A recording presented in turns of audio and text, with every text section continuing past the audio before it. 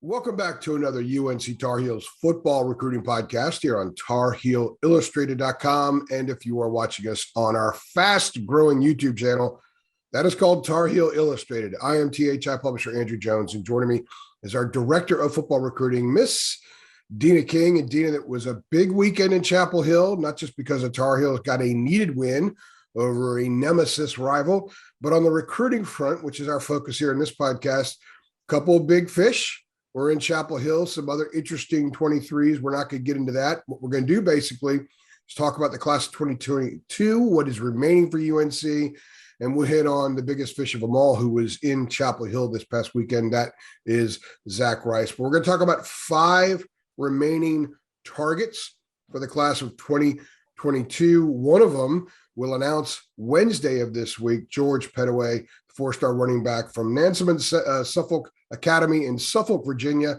the number 101 prospect nationally in the Rivals 250, number 5 at his position nationally, the number 4 overall prospect in Virginia. Pettaway announces his decision on Wednesday. He has already made his decision. He made it a little while ago.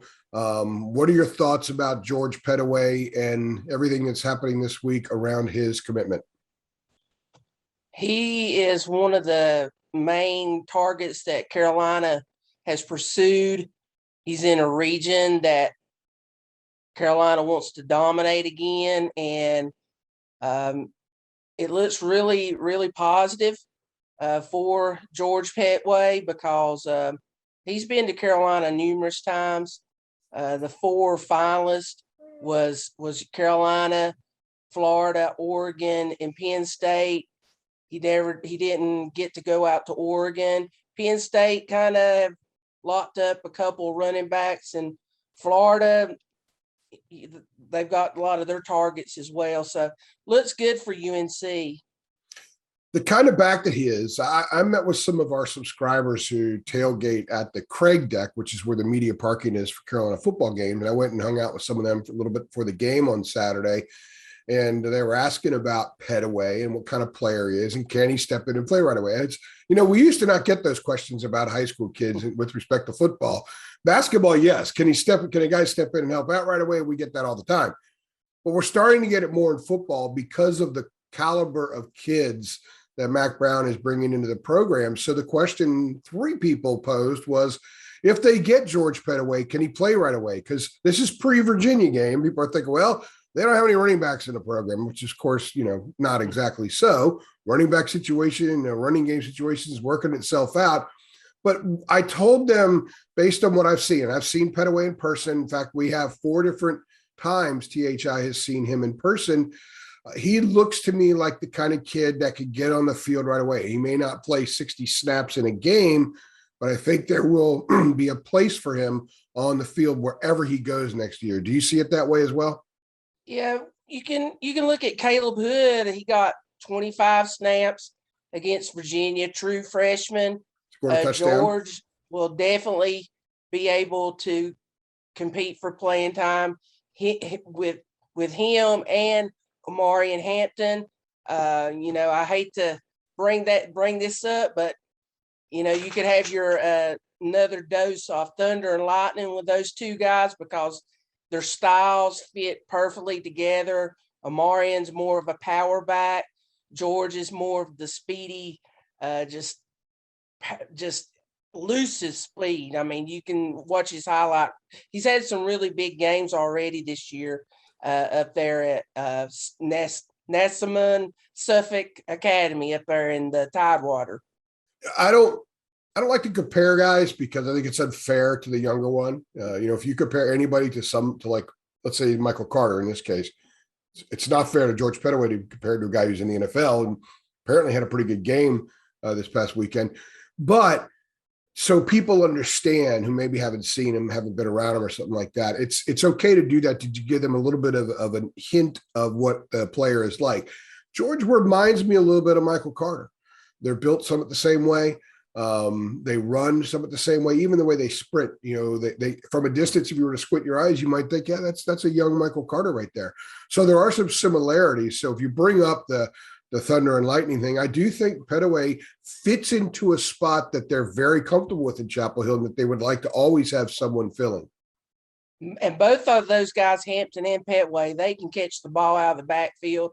I do my weekly recruit commit where I gather the stats, and Hampton, he catch the ball out of the backfield and take it to the house as well.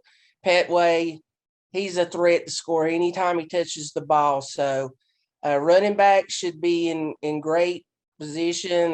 They're making a good stable back there. Coach Porter, with emergence of Hood, that he had a really good game against Virginia. So I was glad to see Caleb get a lot of reps and stuff, and he's just growing. He's just a baby back there at the running back position. Scored his first touchdown as well. Well, they have Hampton in the books. They could very well have Petaway in the books, and someone that those two players would love to have open holes for them is Zach Rice, and they could end up landing Zach. He was at the Virginia game, came up with his mom and a couple of his teammates from Liberty Christian Academy in Lynchburg, Virginia. Zach is a 5-star offensive lineman, 6'6", 305 pounds, the number 19 overall prospect in the class, nationally in the class of 2022, number 4 at his position, the number 1 prospect in the very talent-rich state of Virginia. In fact, there's a Virginia motif throughout this podcast, Deana. Zach's big time, and everybody knows he's big time. And you and I had an interesting conversation last night that at the end of it, I thought, you know what, minus a bad word here or there from AJ, it would have been a pretty good podcast. It was about Zach, and it was about the experience he had in Chapel Hill. And I've kind of come to the conclusion that at this point, after this weekend, there's really not much else UNC can do to get him to commit. They've done everything they can. The relationship is strong. They have sold him on the 40-year decision. They've sold him on the football side of things. They've sold him on a lot of other stuff. But what they were able to provide him Saturday night, or what he was able to experience, was something that they can't manufacture. And I was on the photo deck, which is just below the press box. I go watch a lot of warm-ups from there so I can get a vibe for stuff, see who's dressed, see who's not, get a couple photos and some clips to tweet out and that kind of thing. And also went there to watch the reaction when Zach Rice came out, because prospects come out of the tunnel about an hour before kickoff. And that's how we get photos of those kids. And the students are right there. There are a couple thousand students already there. So when Zach walked out, immediately there was recognition from the students. They started cheering for him. They were chanting stuff at him. Kevin Roy, our photographer who was there, was like 5 feet away, turned around and got a great picture with Zach and a bunch of students.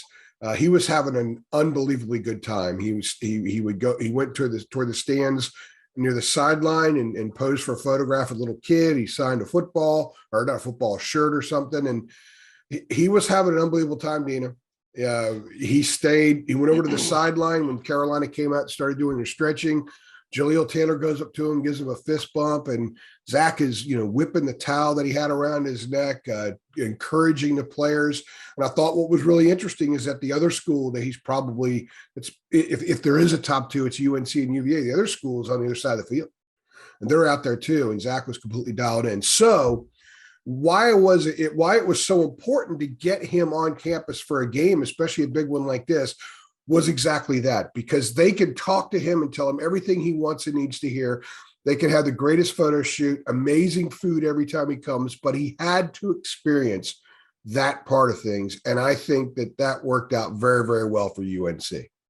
Yeah, I got to give a shout out to the crowd, the student section, the fans that were at the game, because they definitely showed Zach love. And like you mentioned, as soon as he walked out of the tunnel, kids shouting his name, chanting his name, little kids wearing "We Want Big Nasty."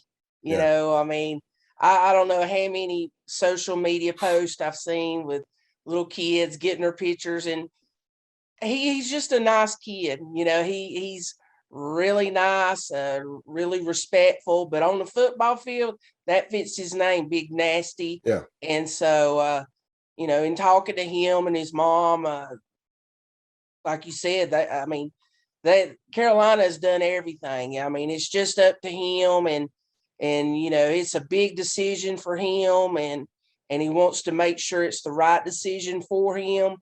And so just a great visit. I mean, the answers that we did a article on him, and some of the answers that he was very, very thorough. Yeah. And he's a good team player. I think it really tickled him that some of his teammates came with him, and one of those teammates got a preferred walk-on earlier this last week. So it's hard to say. I mean, I know people say, when's Zach going to decide? And I mean, it's all in his hands, whenever he feels like he's ready to. But Carolina made a good impression, and they're right there. He and his mom spent about 45 minutes with Mac before the game. They got to see Mac's new office. Stacy Searles, the offensive line coach, Dre Bly, who recruits in that area. I mean, he's the guy in Virginia. He's the two up, two down thing that Virginia's like. But I'm from Virginia. I didn't even know that was a slogan. It must be a fairly new one. I am the Virginia is for lovers era, so I don't think kids are going to go around with that. So that's cool. I dig that. You get to spend time with them. The photo shoot, ate. Yeah, he got to hang out with some of the players before the game. He was in the locker room with the players after the game. I really think that they did everything they possibly can to make him feel as much a part of the program as they can on a game day visit. And I believe that all the questions have been answered. I think that Zach and his mom know exactly what UNC has to offer. They know where they stand. They did discuss the possibility of him getting on the field early, which generally is not a conversation coaches have with offensive linemen, at least ones that are honest with the kids. This is a different situation, though. I do think when you look at who Carolina could lose and you look at who's in the program, and quite honestly, just with how good Zach is and how ready he is, he looks like a college player right now. I do think that they can legitimately, honestly tell him, you have a chance to get on the field next year. He's going to enroll wherever he goes in January. So he'll have a whole spring. He'll have basically a regular off season with the program. So that'll speed up the process. As for when he makes a decision, he's not leading on to that, Deana. So we don't really know when he's going to make a decision. I mean, it's September 20th when we're recording this podcast, and early signing day is in 3 months. So he's going to make it the next 3 months.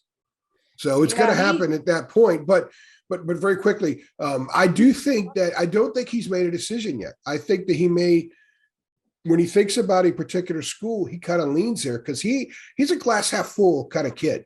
He's looking at all the reasons why he should go to these different places. And that's why I do think ultimately Carolina's in pretty good shape there, because there are so many reasons. And the X factor could be the way he was organically treated by the fans Saturday night. Yeah, Carolina fans really showed him love. He's college ready. I mean, back this summer, he was working out with NFL defensive ends and clearly holding his own against those guys. So that was big. And Mary Rice, his mother, has said that she really has appreciated Carolina's approach to showing Zach's trajectory to the NFL. And that goes back to who's on staff at Carolina with Coach Moody, Coach Woods, Coach Browning, all those guys that have been around guys in the NFL and stuff. So, well, she mentioned to you them and their role in a kid's process at UNC about a month or 5 weeks ago when you talked to her. So they're doing due diligence. I mean, I'm not saying other kids and their families don't, but Mrs. Rice and Zach have talked about it. They've been very thorough discussing that part of the due diligence. Andre Green is a kid who also might be ready when he steps on a college campus. And when you look at North Carolina, Deana, the 4-star wide receiver, 6'3", 380 pounds from St. Christopher's in Richmond, Virginia, in this Virginia-laden podcast, number 38 nationally, number 5 in his position, number 3 in the state of Virginia. A month ago, we did a podcast and we talked about Andre Green. And you kind of said, well, he's kind of a luxury. They have a lot of wide receivers in the program. They're going to have a lot of kids back for 2022. As good as Josh Downs is, he can't go anywhere. He's got one more year he's got to spend in college, and he'll be back. But now that we're 3 games into the season, I'm not sure Andre Green is as much a luxury as he is somebody that they might think that they need, and someone that again, you have a next level type talent. So let's pursue him a little bit harder than maybe we were. I don't know if that's the case or not, but from a fan's perspective, from our perspective covering this, I think he's more important now than he was 2 months ago. And I think he was pretty important then too. Well, Andre has been to Carolina several times, and you look at the wide receivers that Carolina offered, they really didn't pursue, a lot of kids.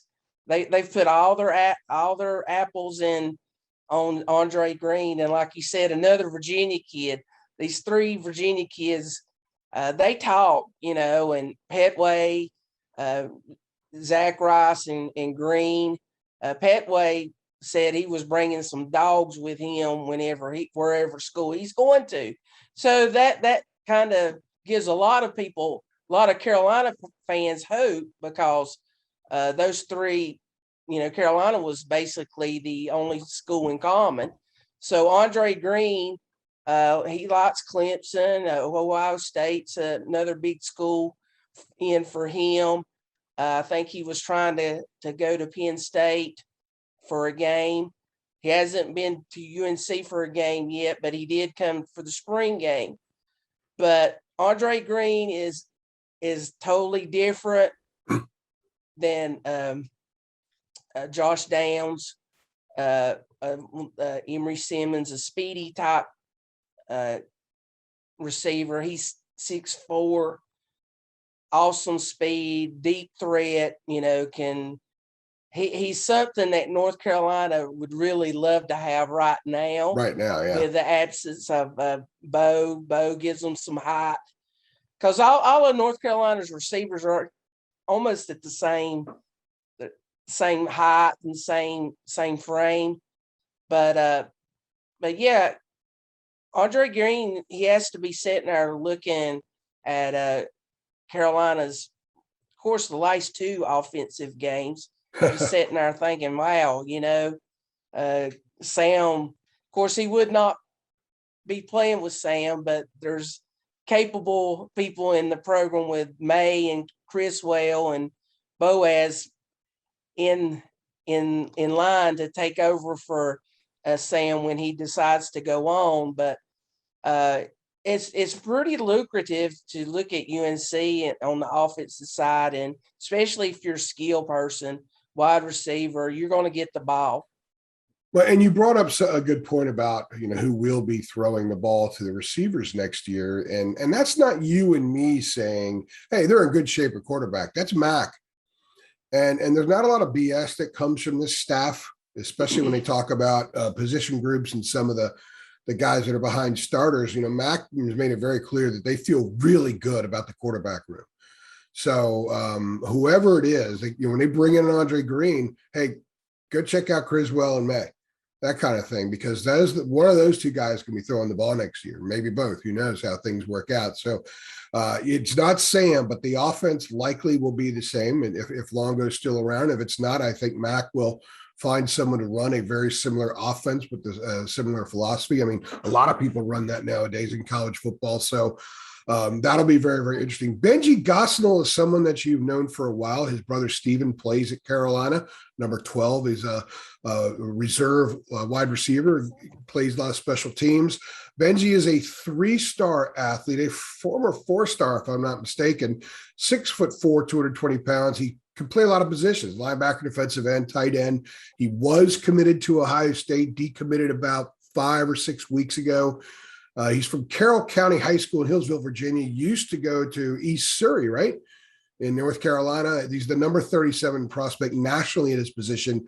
Now that he's in Virginia, he's the number 16 overall prospect in the Commonwealth. So what's up with Benji Gosnell? Benji, he like you said, he's just a natural athlete. He's a heck of a baseball pitcher. I know you would love to know that. You're a big baseball guy, lefty and everything. Helped East Surrey to a state runner-up in baseball as well. But Benji, his recruitment since he's decommitted to Ohio State, I know he went down to Clemson. Clemson has it offered. He came to the cookout at UNC. Virginia Tech has emerged. He's been up to watch Virginia Tech. I believe their game with Middle Tennessee State the other week.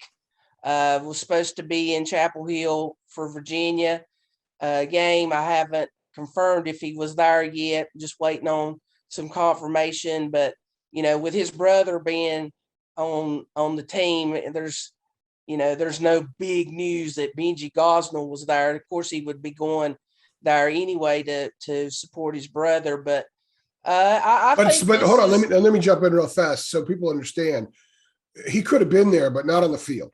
Yeah. And taking the photos, the kids that we see on the field that we get pictures of, they're the ones that are there going through a game day visiting process. He could have been there, been in the stands. We didn't get a photo. We did not see him out on the field, just for clarification purposes. Yeah. So people understand. I mean, when I ask these kids, are they going, with him, he can say, yeah, but he's in the technically stands. Not be down on the field setting up with his brothers and mom and dad or whatever. Because I'm sure they get allotment of tickets and everything. But I think Virginia Tech has really prioritized him and everything. And I think this is going to just come down to where Benji wants to play, where feels comfortable. North Carolina's in the mix as well. Mac has told him that he could choose what side he wanted to play because he's certainly can play a lot of positions. When he committed to Ohio State, it was tight end. Several other schools are pursuing him, defensive end linebacker. I'm not sure what Virginia Tech has. They may be just recruiting him like an athlete as well. So, but he grew up playing at East Surrey and helping them win a state championship. And so we'll just have to see how, I'm waiting to get in touch with him to see how his trip went. But right now, I think it's a fairly good to say that Virginia Tech and North Carolina are his top schools. And people shouldn't think just because his brother's at Carolina that he will choose Carolina. We see that happen all the time where these are individual decisions. And sometimes you don't want to go where your brother is. And sometimes you want to go somewhere else. And or he's got a pretty large family and maybe he wants to go do his own thing, or maybe he sees the experience his brother is having and some of those little tidbits that he can provide might tip him Carolina's direction. Will Hardy is committed to Virginia. There's his Virginia connection. He is from Norcross, Georgia. He goes to Greater Atlanta Christian, 6'2", 190 pounds, 3-star. We're going to call him an athlete, the number 98 prospect in the extremely talented, rich state of Georgia. There's been a little bit of, interesting information about him based on stuff that he's telling you and stuff that we're hearing from sources very close to the Carolina program. Why don't you just kind of take us through that and we'll hammer the Will Hardy stuff out as best we can, but people should understand he is committed to Virginia. North Carolina offered him, I guess it was in July, early July, around the time that they were, pursuing Jake Pope pretty closely. And Pope, of course, is committed to Alabama. So where do things stand with Will Hardy? How much is Carolina recruiting him? And is this one of the more interesting recruitments you've covered of late where you're getting conflicting information from two very important corners? Well, with kids being committed to other schools, it's kind of hard. You have to approach it different. Yeah. He's committed to Virginia and UNC offered him. So of course I reached out to him as I always do when a kid gets an offer from UNC. And he was very open, saying that, every offer is important to him, that he would like to get to know Coach Brown and the staff better. And I respected that. And I told him I would wait a few weeks and come back to him and see how things were.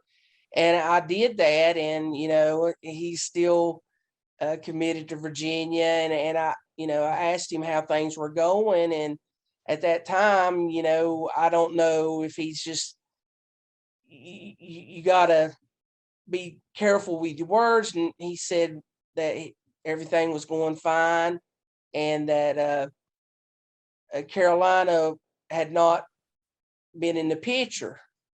And so I kind of reported that, it didn't look too good for UNC, but a few days later, I hear from and hold on, and real quick, and that it appeared that they weren't pursuing him like they were. Yeah, that's what he told us. And when you reported it, you ran his direct quote in your, I think it was your Deana's Dandies thread. Yeah. Which is on our premium board, but you can access THIillustrated.com for just $8.33 a month. Go ahead. And then I got something from a source that said that they were still recruiting Will Hardy. So it's kind of a delicate situation because, here he's committed to Virginia. And of course, in recruiting, kids are recruited until they sign, unless they adamant saying don't contact me. So he's still kind of open. Coaches are still contacting, I guess, all the commitments and everything. So right now, I mean, he's still committed to Virginia, and so I don't know, anything other than what a kid tells me. And so, well, they are still recruiting him. They are still recruiting him. And our belief right now is with these 5 kids that we've talked about here in this podcast, if all of them wanted to commit tomorrow, I think they would take all 5. They would find room for them. They would take all 5. With the NCAA stuff, I mean, we knew that the class wasn't going to be big the start of early this year. We had a number that we kind of thought Carolina would have, and there may be some more spots opening up. I know they've had some more 2022 kids come to games, and I mean, one kid is Ben Anderson. He's a long snapper out of Charlotte, out of Latin. He's one of the top guys in the country at long snapping. And if another scholarship were to pop up, I could see UNC offering him, because long snapping is very important. They've got a good one right now, Drew Little, who's a junior. So they need to probably replenish that. And, kicker. I mean, there's a kid down at Porter Ridge. His name escapes me, but he recently committed to Charlotte. And he's another one that, if another spot opens up, I could see North Carolina offering, because with Atkins is a senior. Yeah, Atkins being a senior and everything. And we know how important special teams is to Mac. He's really, really stressed that in every little press conference he's had. He talks about that really, really, really a lot. It's been a point of emphasis this year to improve as well. I think in Mac Brown's program, you will always find your long snapper and your kicker will always be on scholarship. And it should be, because the long snapping is a part of the game that most people don't really think about, but it could lose you a ball game. So especially when you're in a close game against quality competition, one bad snap could screw everything up. So it's an extremely important part of the game that most people don't think much about. And certainly when we talk to people, when we go to tailgates, they're talking about running game, they're talking about Bateman, they're talking about this and that. No one ever talks about Drew Little and how incredibly good Drew Little is at what he does and how important that is. That's a part of the game that the staff is not worried about. They know that they're going to execute that part of the game every time.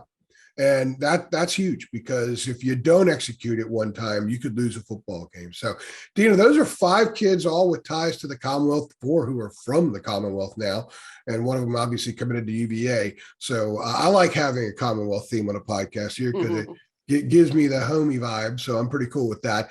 These are all kids that are obviously going to have to announce. Yeah, that's you learn something every day, right? Yeah.